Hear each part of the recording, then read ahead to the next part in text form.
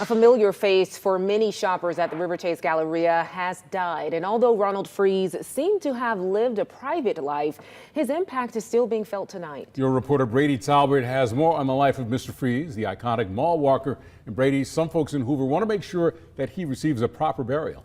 Yes, without close family to give him that proper burial, the community is stepping up for the man shoppers say has such a distinct look. He was practically Hoover rock and roll royalty.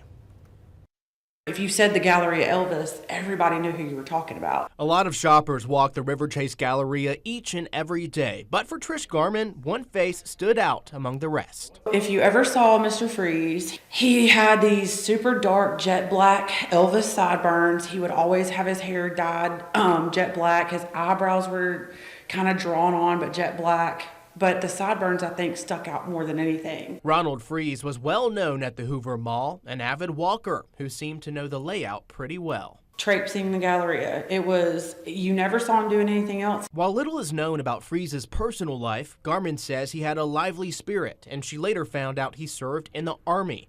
At the mall, she says he would sometimes give out candy and cookies to store employees. Unfortunately, those gifts have stopped. Freeze died in late August without any close relatives to lay him to rest, something that tugged on Garman's heartstrings. I kind of felt like I needed to step in and do something because the poor man, everybody in Hoover knew who he was. She started this GoFundMe to cover funeral costs. About $9,000 is needed.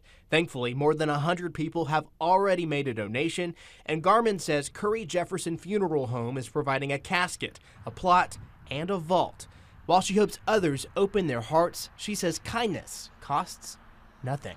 If you see someone that looks like maybe they need attention or maybe they need like a friend, reach out to them, because I feel like that should be the legacy that Mr. Freeze leaves behind.